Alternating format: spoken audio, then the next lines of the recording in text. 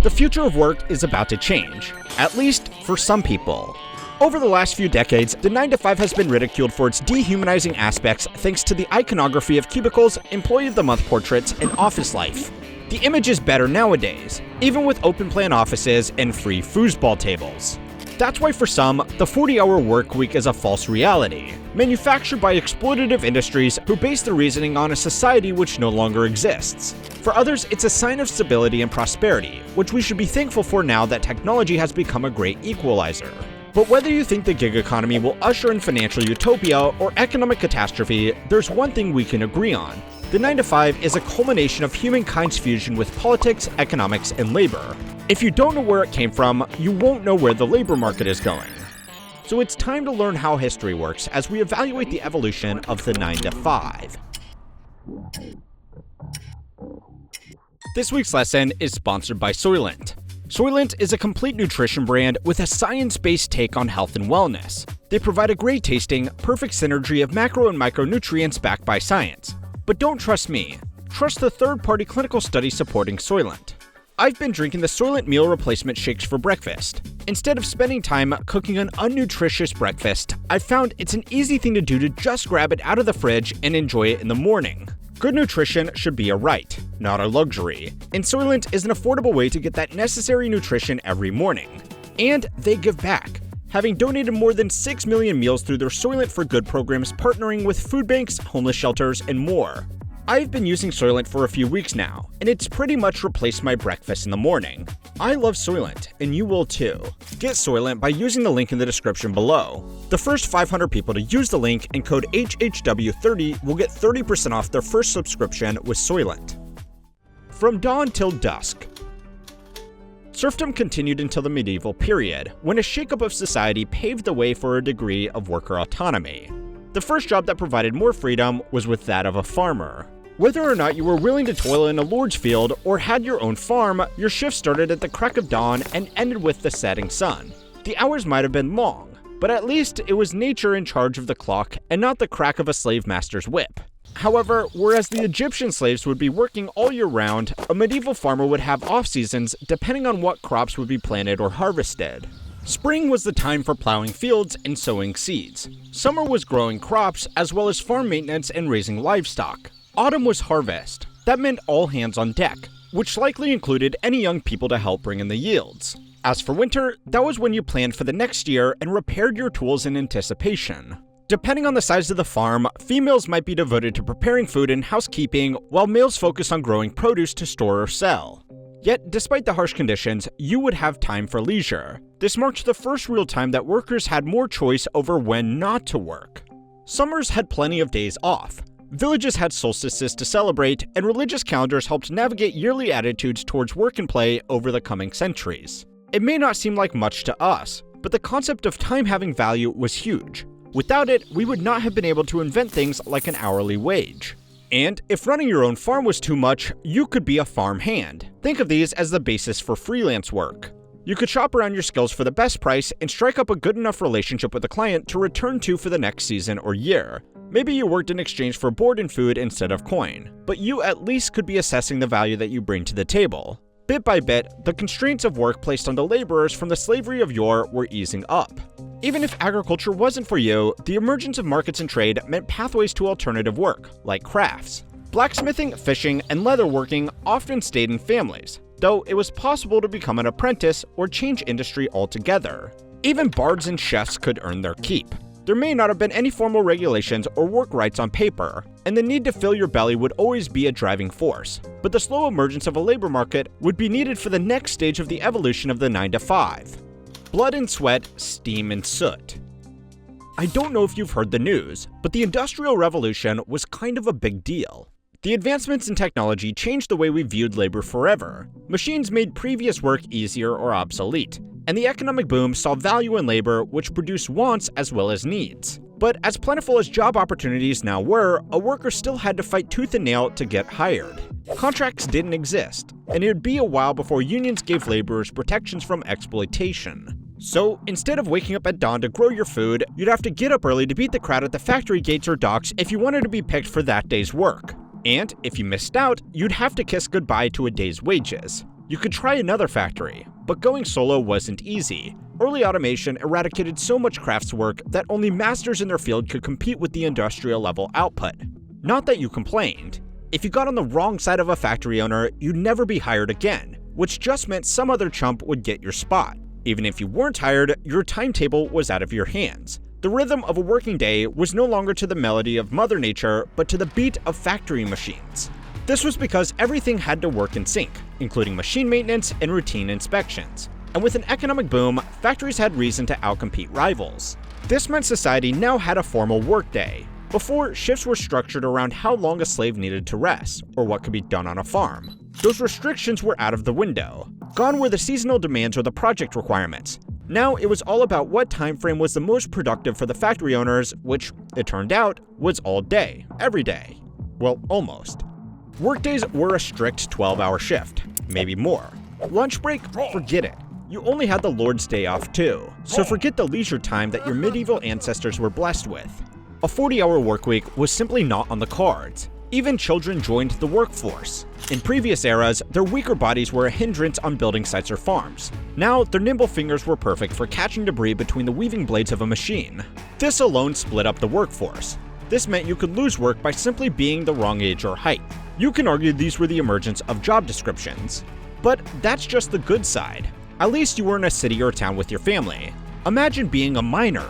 Not only would you be far removed from the rest of civilization, you may have been stuck in a company town. You've probably seen these in old Western movies. In essence, a company would provide its employees with a place to live, as well as access to amenities like stores or a saloon. So far, so good, right? But the catch was that the company owned the other buildings too.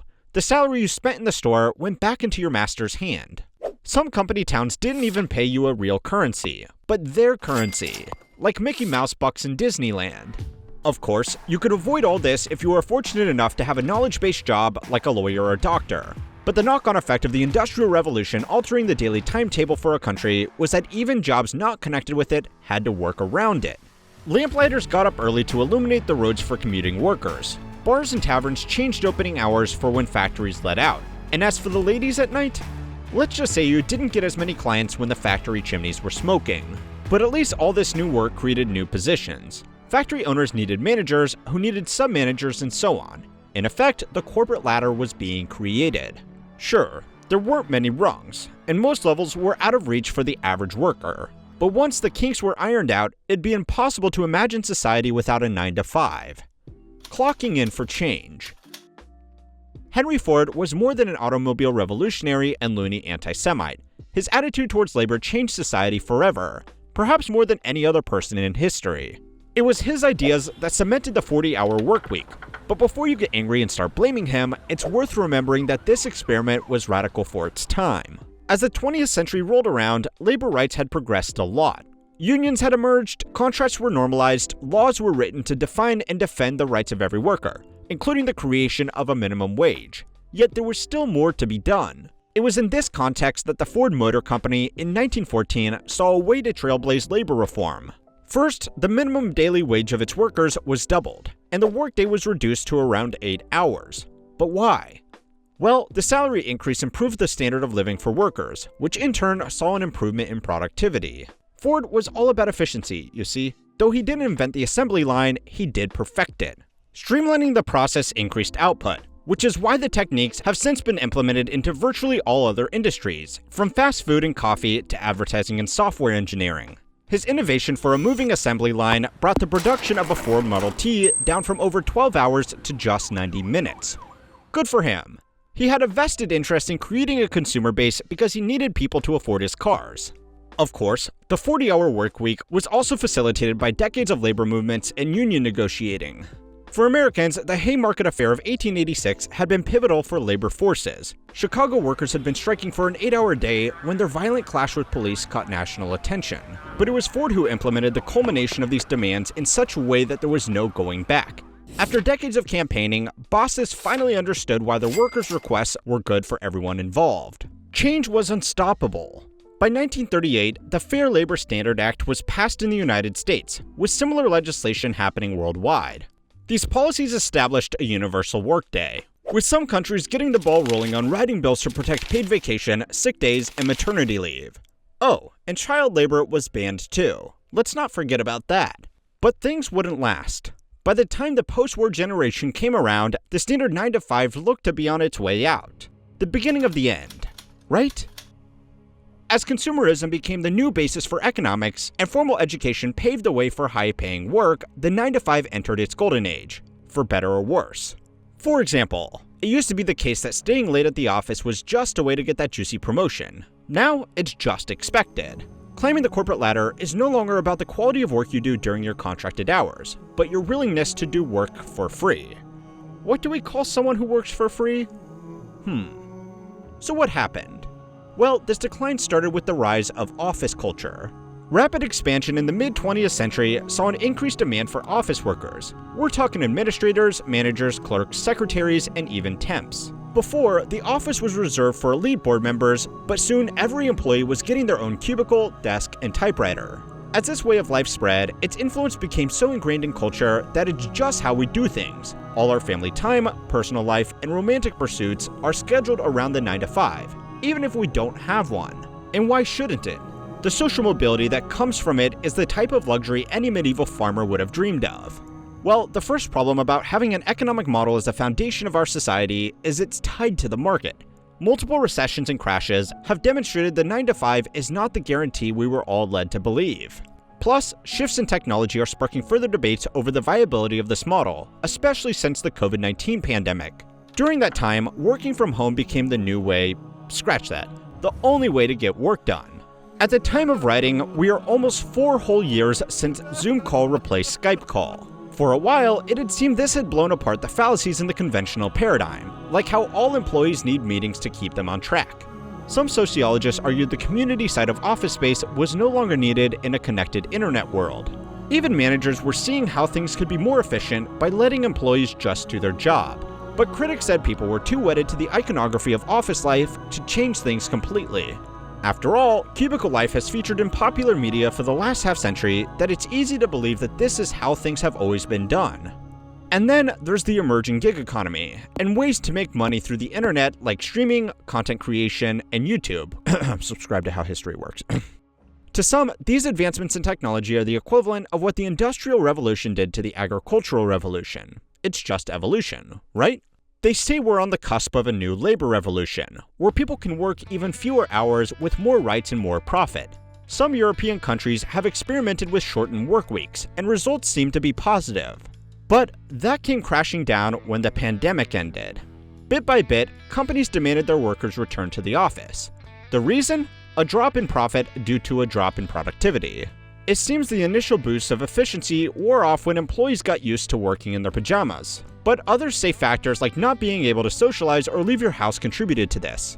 Unfortunately, it seems we might be regressing to a time before the 40-hour workweek. There's already talk of companies in Silicon Valley reviving the company town. Heck, even Mr. Beast has mentioned buying suburbs for his employees. Maybe that's just a pie in the sky, or maybe we're already there. Think of the full-time employees at Amazon fulfillment centers whose paycheck goes towards buying stuff from Amazon, like consumer goods, entertainment services, groceries, and even healthcare. And what about e-banks banning people from their own accounts when they say the wrong thing online? Victorian factory workers didn't have to worry about this kind of ostracism. Let's not forget about artificial intelligence. For so long, physical labor has been the first on the chopping block every time new technology comes around.